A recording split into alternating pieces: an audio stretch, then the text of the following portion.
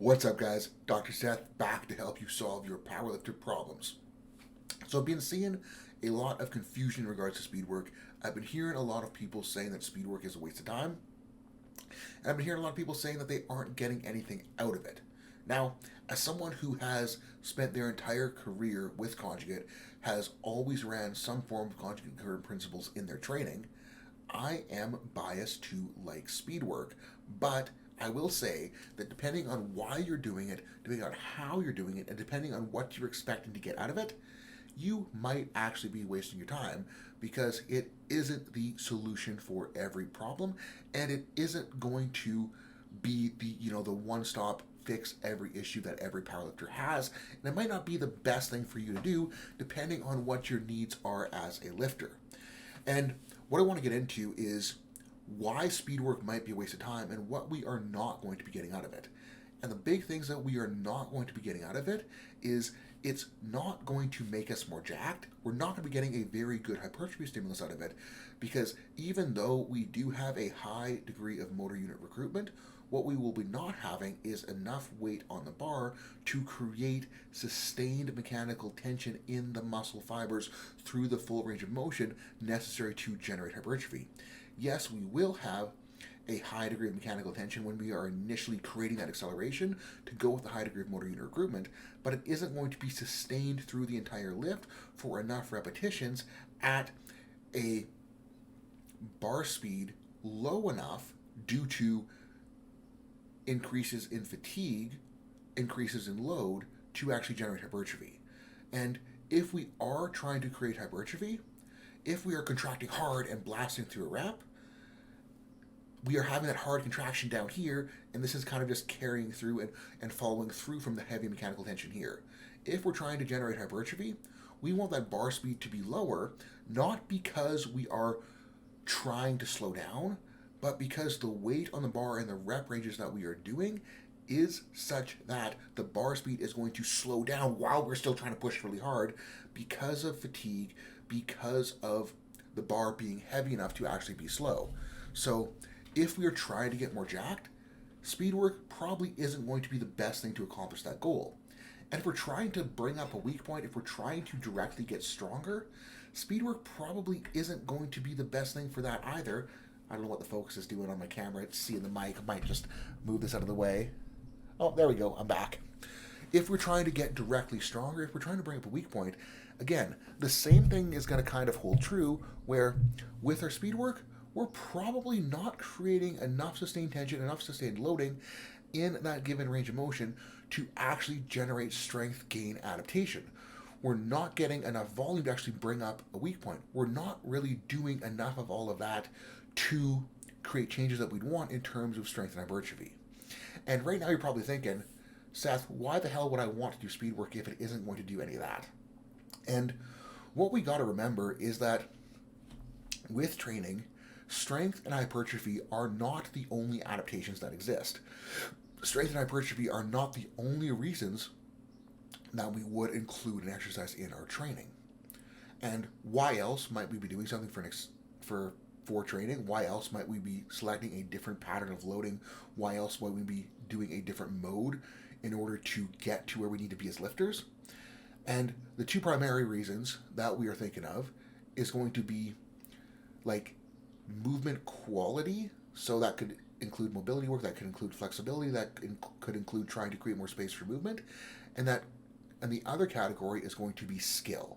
So that is where speed work is going to fall into because, again, we're not really going to be getting more flexible speed work either if we are just performing the competition ranges. But the big thing that we can do is skill. Now, that could be skill in terms of actually just like greasing the competition groove. That could also be skill in terms of learning to fire hard in the desired pattern when we want to fire it. So we can think about in terms of skill during speed work as the actual like greasing the groove in the movement, nailing a groove down, practicing creating tension, practicing being in the right place. We can also think of the skill in speed work as learning to fire at the right time in the right sequence in order to generate as much force as possible. Two things that are going to be very, very, very important when it comes to a heavy weight.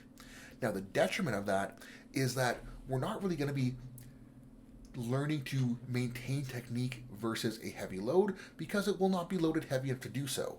But the advantage of that is that in terms of patterning, in terms of position, we can get a lot of really high quality skill work in with a relatively low fatigue cost. And that is the biggest advantage of speed work. The biggest advantage of speed work is pretty much the exact same thing as the reason it is not super advantageous in terms of strength and hypertrophy. The fatigue cost is low because we aren't generating a huge degree of stimulus that will translate to hypertrophy or will translate to strength, but because of that, we can get in a lot of skill practice without cooking ourselves, and therefore we can acquire more skill with less fatigue and then still have, our fatigue tank relatively full to do other things elsewhere. Now, that is not to say that the fatigue cost is non-existent. That's not to say that the fatigue cost doesn't exist. And that's not to say that everyone should be doing speed work all of the time. But if you are a lifter that needs more straight up practice and is at the point where they're unable to handle more volume or unable to handle more loading on heavier barbell variations or on loading on squats, bench, deadlift that is realistic to generate strength, adding in some speed work, adding in some dynamic effort type training can help us close that skill gap. And I've also found it very good for someone like myself who tends to not tolerate barbell volume super well on squats. I am able then to make up that skill deficiency. So like I can just train, a heavy single on my main work.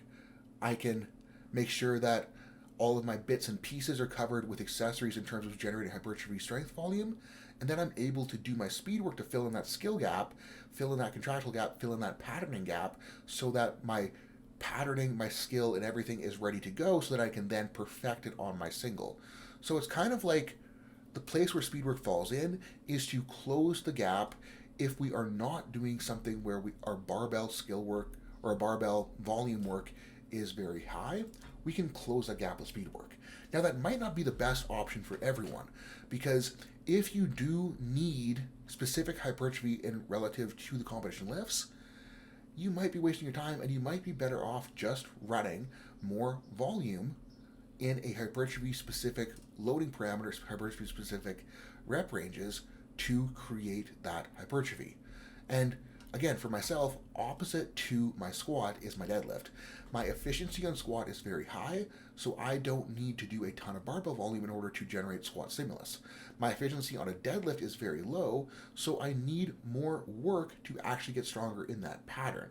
And what I found with speed work on deadlifts is because my leverages are inefficient, it is not so much a skill issue where I need to get better at deadlift patterning per se.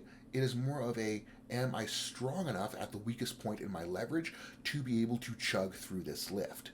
And if I am just loading the pattern over and over again very submaximally, yes, I do get better at that pattern, but I'm not getting the stimulus necessary to actually get through that weak point in my leverage.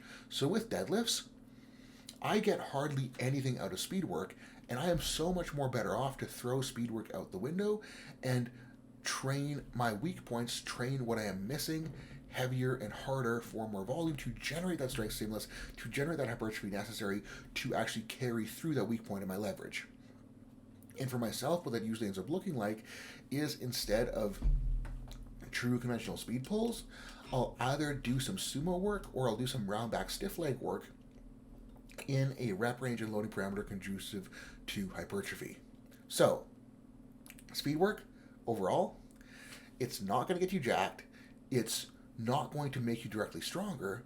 But if we need help with patterning, if we need help with trying to know when to fire at the right time during a lift, that is where it becomes very valuable. It becomes very valuable at making us better at the lifts so that we can display it better on our heavier work. The big advantage of speed work is that the fatigue cost is going to be relatively low, so we can run it without too much detriment to the grand scheme of things. But if what you need isn't patterning, if what you need isn't directly skill development, it's probably going to be a waste of time and you're probably not going to get a ton out of it. And as far as guidelines for speed work, if we are going to run it, I want to run it as light as I can while still getting the desired stimulus. So what I want to do is when I'm trying to load my speed work, I am trying to see what is the lightest weight that I can use that I can still push into hard. And, as someone who is a 900-pound wrap squatter, I can do my speed work with 275 to 335 and get enough out of it to make a difference. Most of my speed work on bench is like 155 to 185, and I don't do speed work on deadlifts because it is not what I need to do in order to get better. Alright guys, thank you so much for watching. Drop a like, drop a comment, hit the subscribe button, and if you need more personalized help, check out the links below or shoot me a DM on Instagram.